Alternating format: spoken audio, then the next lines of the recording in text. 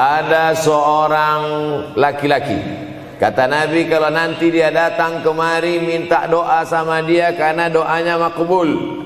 Sahabat heran, karena sahabat itu definisinya man laqiyan Nabi sallallahu alaihi wasallam wa amana bihi wa mata 'alal Islam. 3 definisi sahabat: orang yang berjumpa dengan Nabi, beriman dengan Nabi, dan matinya dalam keadaan Islam. Maka itu disebut dengan sahabat menurut ilmu hadis. Makanya ketika saya menjelaskan itu ke mahasiswa, Aisyah yang merupakan sahabat Nabi, komplain mahasiswa, mohon maaf Ustaz keliru, Aisyah itu bukan sahabat tapi istrinya. Kita bicara ilmu hadis. Makna sahabat, man laqiyan Nabi, berjumpa dengan Nabi, wa amana bihi, beriman dengan Nabi, wa mata 'alal Islam, mati dalam keadaan Islam. Abu Lahab ketemu dengan Nabi tapi tidak beriman dengan Nabi dan mati dalam keadaan kafir, maka tidak masuk golongan sahabat. Tapi ini ada seorang laki-laki hidup sezaman dengan Nabi dan Nabi mengenal dia, dan Nabi berpesan nanti kalau dia datang ke kota Madinah minta doa dari mulutnya karena doanya dikabulkan Allah Subhanahu wa taala. Sahabat heran, kami yang hidup bersama engkau, kami yang berperang bersama engkau, kami yang sholat di Masjid Nabawi bersama engkau, kenapa doa dia lebih makbul daripada kami? Malah kami meminta doa dari mulut dia.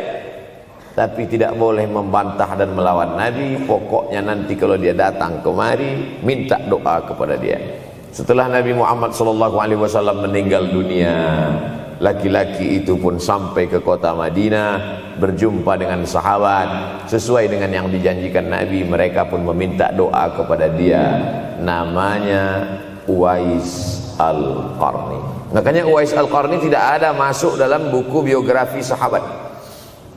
Kalau mau mencari biografi sahabat Nabi, buka kitab namanya Al-Isabah fi Tamyizis Sahabah, atau baca juga Usudul Ghabah fi Ma'rifatis Sahabah, atau baca juga Al-Isti'ab fi Ma'rifatil Ashab. Itu memang buku biografi isinya sahabat Nabi semua. Sahabat Nabi klasifikasi. Yang pertama, Al-Ashra Al-Mubasysyaruna bil Jannah, 10 sahabat yang dijamin masuk surga.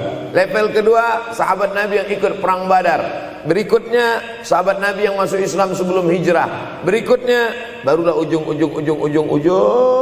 sahabat Nabi masuk Islamnya setelah hijrah, setelah Islam kuat, barulah dia masuk Islam.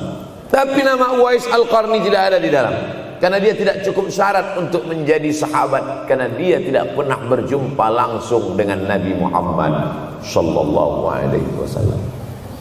Tapi kenapa doanya makbul? Ternyata dia tidak berjumpa dengan Nabi bukan karena dengki, bukan karena musuh, bukan karena tidak beriman.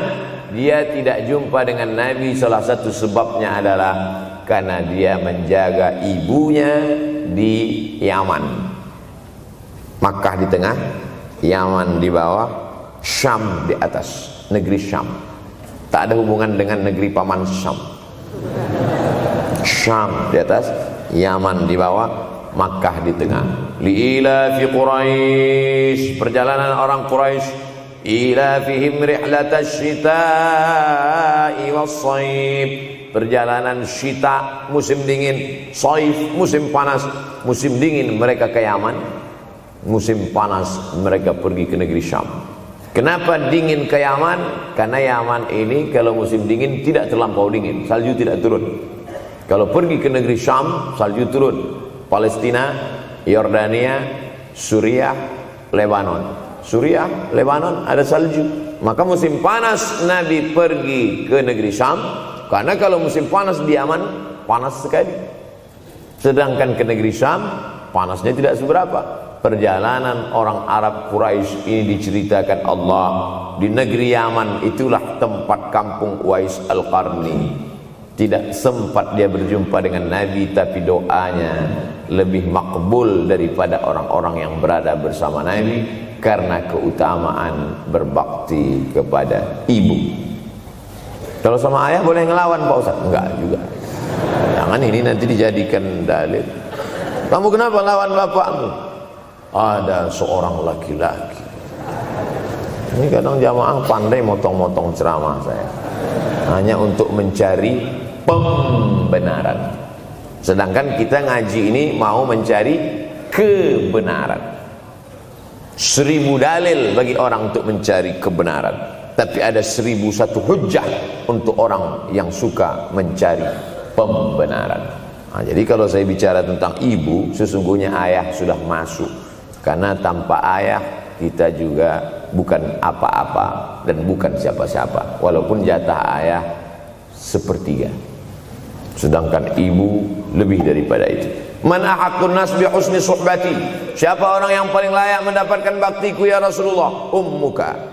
Summa man, siapa lagi? Ummuka.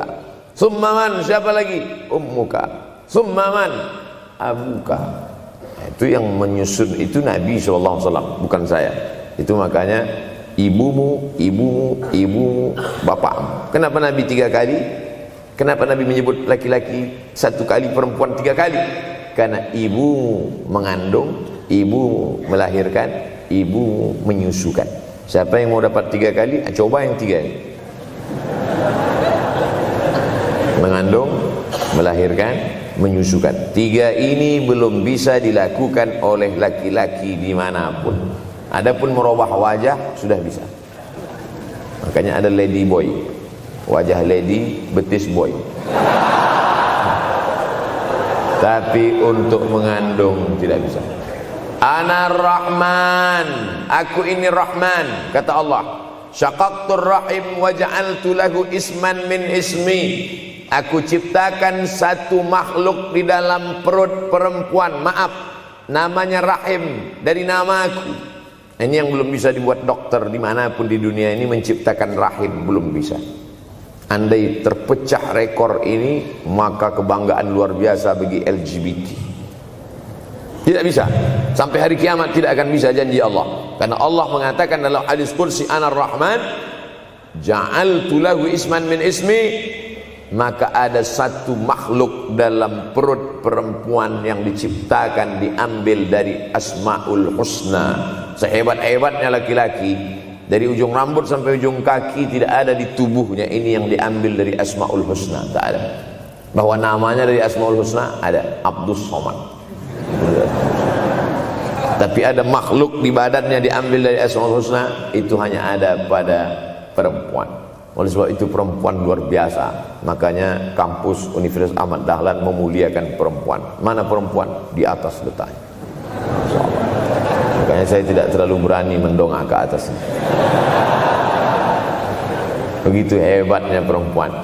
Perempuan adalah ibumu, perempuan adalah istrimu, perempuan adalah anakmu, perempuan adalah adikmu. Maka saat engkau memuliakan perempuan, engkau sedang memuliakan 4 aspek dari kehidupan.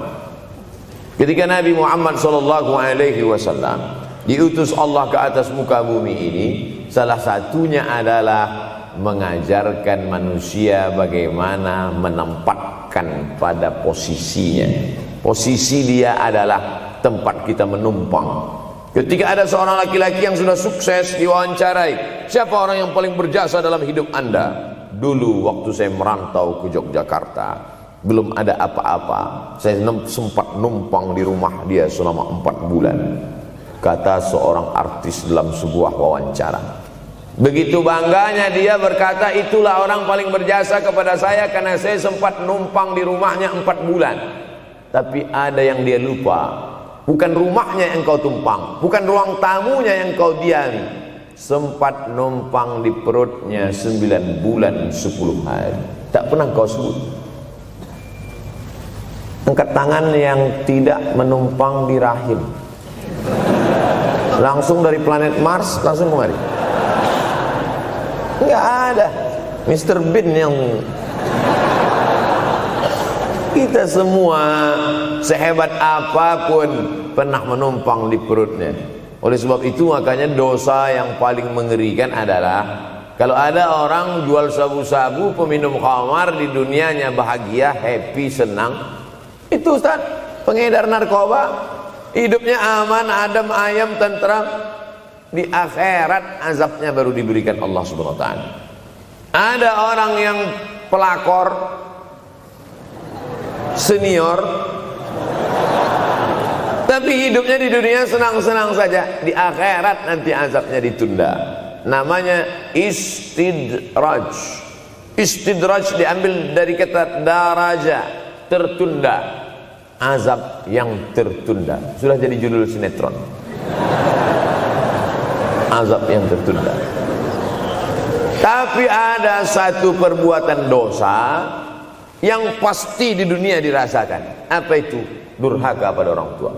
Orang yang durhaka pada orang tua, di dunia dia tetap dapat, di akhirat dapat sekali lagi. Itu janji Rasulullah SAW.